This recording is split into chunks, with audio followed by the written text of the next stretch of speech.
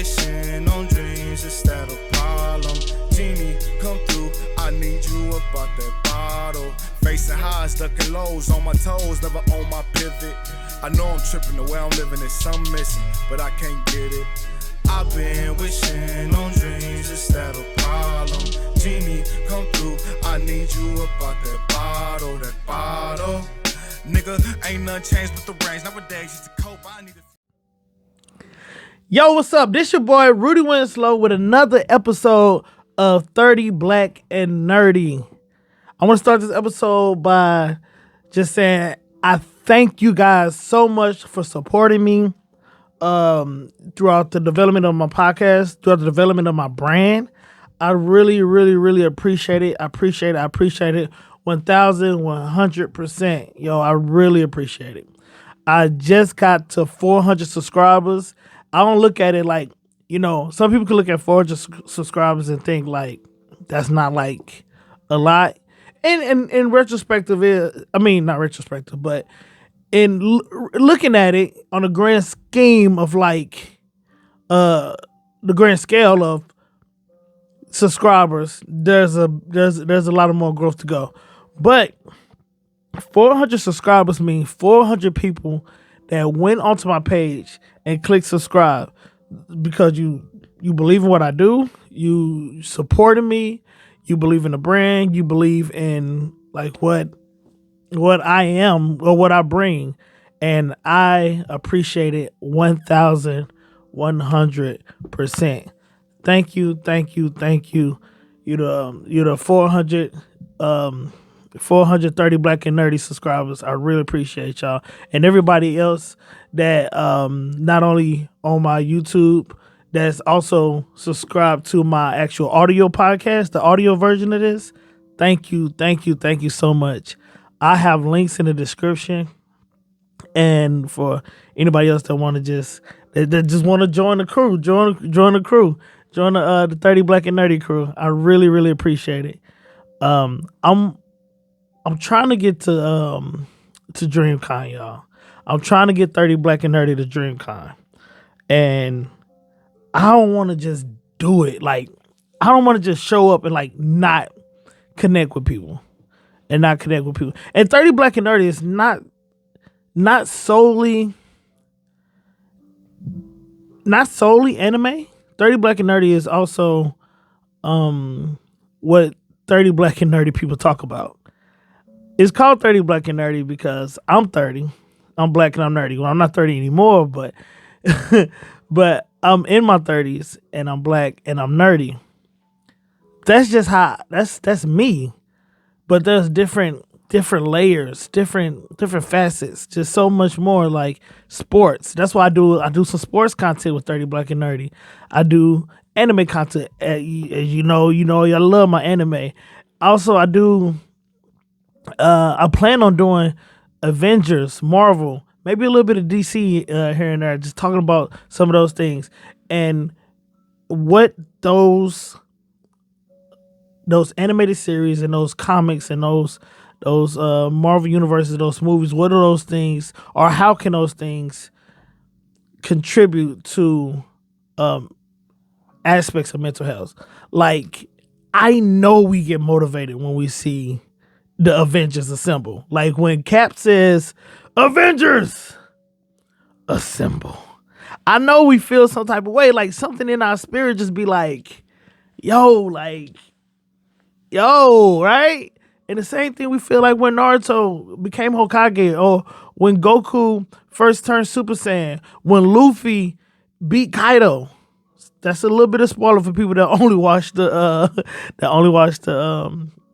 series. But those emotions that we embody from these characters, that's psychology. That's motivation. Those are aspects of positive psychology. And that's what I love about anime. That's what I love about entertainment. So that's what this page is about. This page is about taking these entertaining aspects of anime, comics, any form of media pretty much, and and using it and acknowledging the emotive and the thought processes about how they make us feel, about and how they make us react and respond to our own situations and instances. Like this is like my thing. I really enjoy this. Like this anime I've been watching lately, Blue Lock. Oh my goodness. Blue Lock is amazing. Like Blue Lock is legit. Like, yeah, Blue Lock is legit. Like, I know I said that Blue Lock is better than Hakiyu. Man, it's close. It's getting close. Like, the main thing is like I don't know if it is yet, but Blue Lock is so good. And if you play sports in high school, and if you ever been like an underdog in those sports, you can resonate with the main character about how you have to how you have to break down your mind. You have to break down everything you thought, everything that you became up until that point to come something different. You have to change you have to change your mindset. You have to change the way you think, the way you talk. You it's so much that you have to change in sports in order to go to that next level. Because the thing is, when you evolve, and it's not even just sports, this is life. Anytime you change and evolve, there's going to be people who knew you before you changed and evolved. And they're going to be uncomfortable with your change and evolve. That's inevitable. Thanos reference. That's inevitable. And the thing that Blue Lock is I wish I had it. I wish Blue Lock was out when I was in high school or middle school, but it's out now. And the thing it teaches you is that don't be afraid to break down your head, break down your mind. Like if you think you can only do this, you're going to only be able to do that. So you need to tear all of that down and rethink and retrain your brain to think more flexible. So in Blue Lock, the main character is, all right, I'll just start from the beginning. So like in Blue Lock, everybody has a certain like skill, right? Some people's skill or their special power, their special ability. Like, what is your special ability? And like, some people they have a really good direct shot. They're really fast. They are good passers, good dribblers. They have these different skill sets, and the thing is, the main character don't have a distinguishable skill set where he can say, "Oh, he passes good," or "He shoots good," or "He dribbles good." He don't have a distinct skill set like the other characters do. His skill set is it's kind of OP actually. It's real OP. It's actually very OP, but you wouldn't know it's there until you actually break down. Like you actually got to break down your mind and actually like, wow, this is what I'm good at. Like it's almost like Draymond Green. Draymond Green can on the basketball court, he can see plays happening and be able to antagonize who he needs to antagonize to get the desired result. That's not a play. That's not a stat that shows up on a score sheet. That doesn't show up. LeBron does too, but he doesn't do it like Draymond Green. But he knows how to manipulate the game within the game to get the desired result. And that's what the main character in Blue Lock does. He manipulates the game within the game to get the desired result. So if he has the issue with a player on his team, he's going to know exactly what to do and adapt to that situation to be able to get the desired result of their team winning. And like, it's amazing. Man. It's amazing, man. This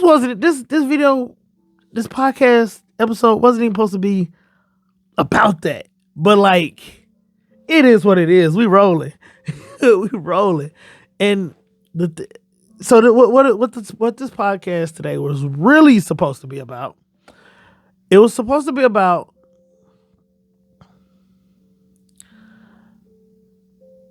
young men that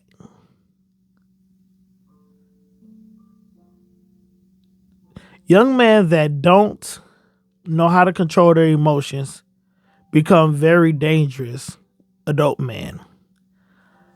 I might have to. I might to be continued that one, y'all. I ain't gonna lie. That one heavy. That one heavy. It kind of goes back to the blue light, adapting to your situation. If a young man is never really taught how to matriculate through those emotions, how to navigate those emotions, how to feel anxious, how to feel scared, or how to feel unsure, those can sometimes come out as aggression when they don't know what to do with them.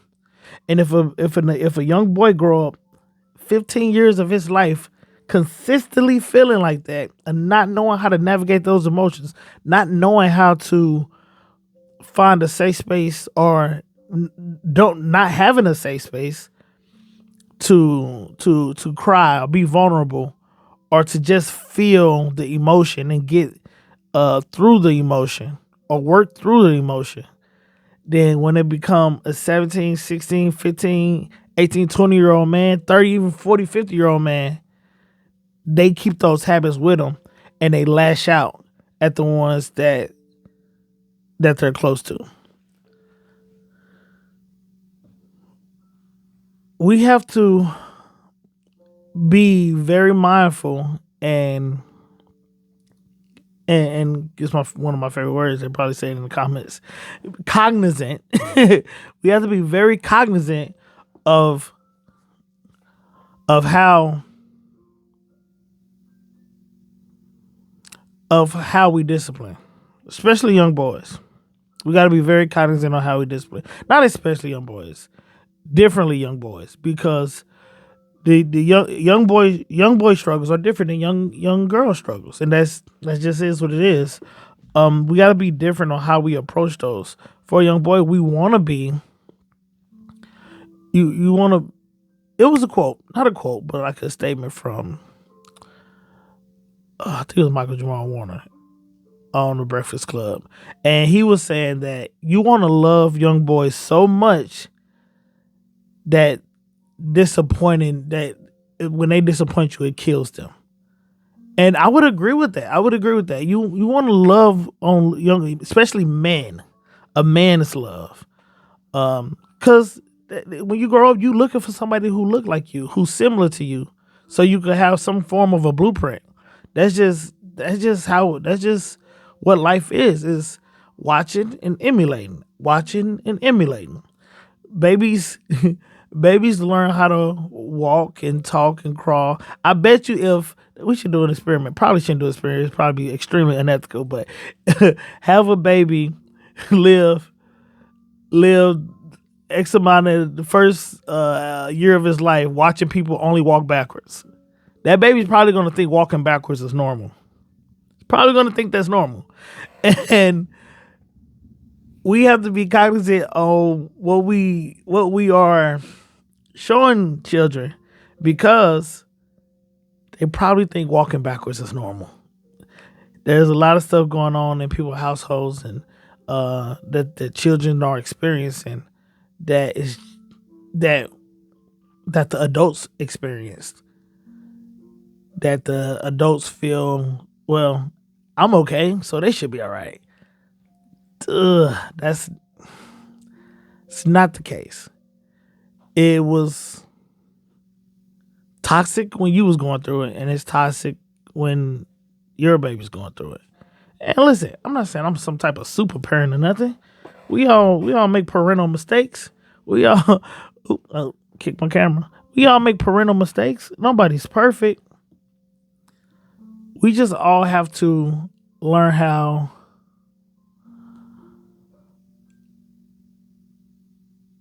to be present and learn how to adapt with our children.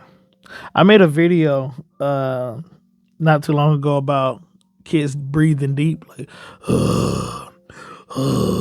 and like, now I don't know how like other ethnicities or whatever, but I know if you come from a black household, that breathing hard stuff get you hemmed up quick. For real. Get you hemmed up real nice, like hemmed up, grabbed like by the shirt and like put up on a wall or somewhere. That's what hemmed up mean.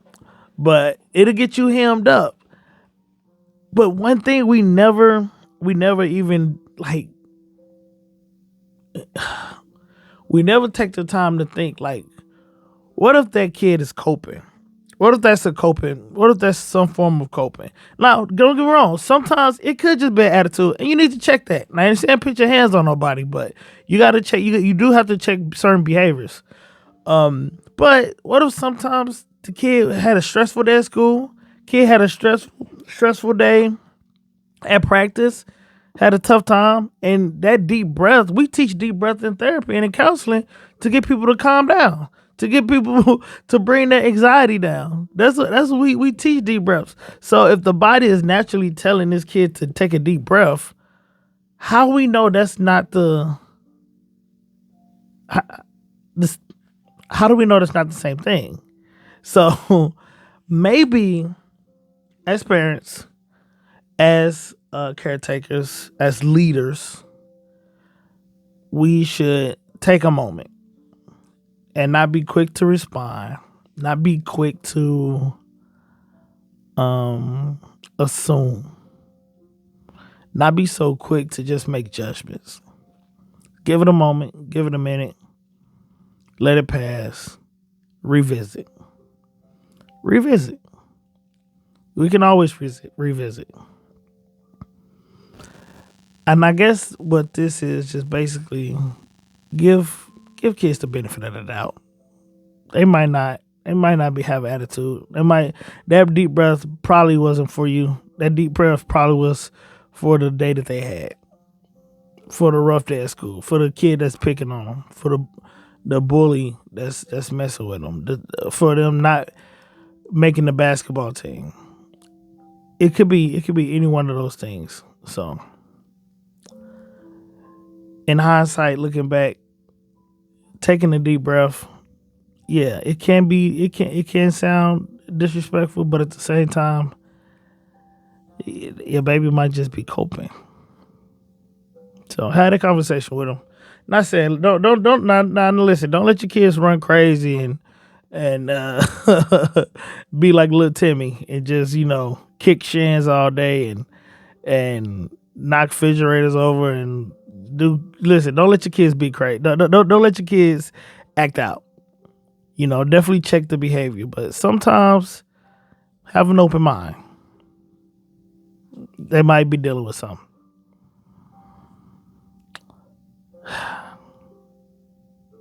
Adapt. This your boy Rudy Winslow with another episode of 30 Black and Nerdy. Oh, it's another video like over there, because that's the one that YouTube say that you need to be watching. So yeah, have a good one. Peace. I've been wishing on dreams instead of problem. Genie, come through, I need you up out that bottle. Facing highs, ducking lows, on my toes, never on my pivot. I know I'm tripping, the way I'm living is something missing, but I can't get it. I've been wishing on dreams instead of problem. Genie, come through, I need you up out that bottle. Nigga, ain't nothing changed but the range, nowadays it's the cold.